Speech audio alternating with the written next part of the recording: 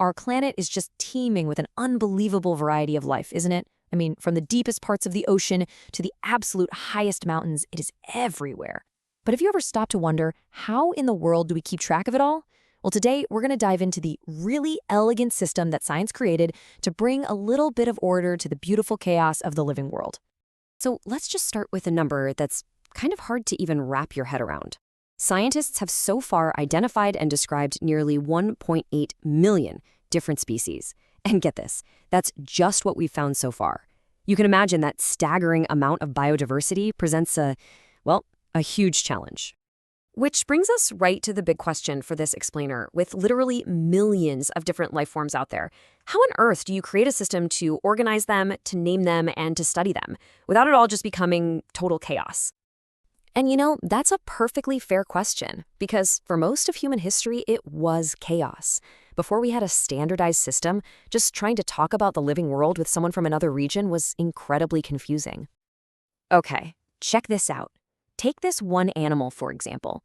Depending on where you are in the world, you might call it a puma, or maybe a cougar, or a mountain lion. That is 3 totally different names for the exact same species.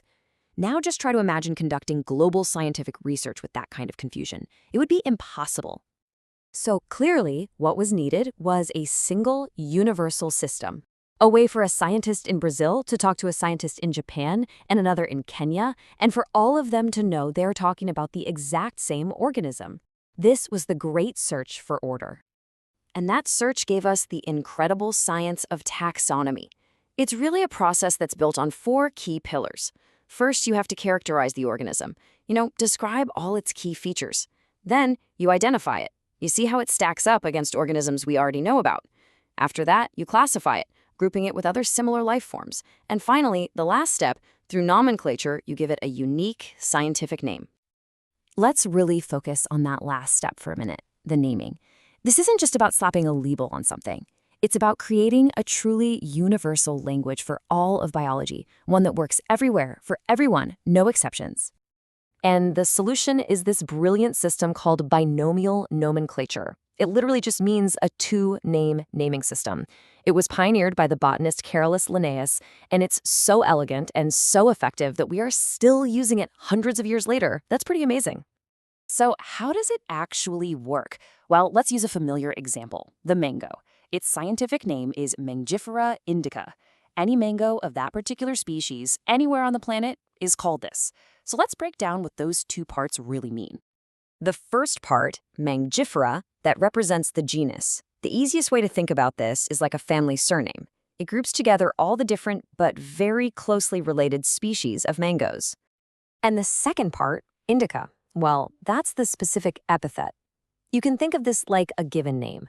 It's what makes this particular mango species distinct from all the others inside that Mangifera genus. So you have a surname and a given name. Simple, right? And of course, to make sure this system works all over the globe, there are a few simple rules everyone follows. The names are generally in Latin, which is a neutral scientific language, and they're always written in italics. The first word, the genus, always gets a capital letter, but the second one doesn't.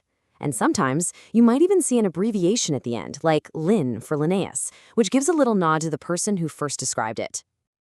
Okay, so we've got a system for naming every individual species.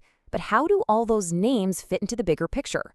Well, this is where we get to what I like to call life's great filing system, the taxonomic hierarchy. Let's try and place an organism, okay? We're going to start at the most specific level, the absolute fundamental unit, the species. So for our example, let's use the tiger, which is known as Panthera tigris. This is our very specific file in the giant filing cabinet of life. All right, now we take one step up. A tiger has some pretty close relatives, right? Like the lion and the leopard. And because they share so many key features, they all get grouped together in the same folder, if you will. That folder is the genus Panthera. Let's step up again. Those big cats in the genus Panthera, well, they share some characteristics with smaller cats, like house cats, which are in a different genus, the genus Felis. So we put both of these folders into a larger filing drawer, the family Felidae, basically the entire cat family.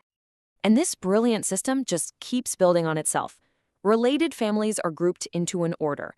then orders are grouped into a class, then a phylum, and finally, a kingdom. The most important thing to remember here is that the higher you climb this ladder, the more general the groupings become, and the fewer characteristics all the members actually share. And right here, we can see the full biological address for a few very different organisms: a human, a housefly, a mango, and wheat. Just look at how each one has its own unique place in this vast, ordered system, all the way from its very specific genus up to its much, much broader phylum or division. It's pretty cool to see it all laid out like that. So, we've gone through the how, the really elegant structure of all these names and hierarchies, but I think the most important question is why? Why does this super intricate system actually matter? Because this is so much more than just a catalog for organizing things.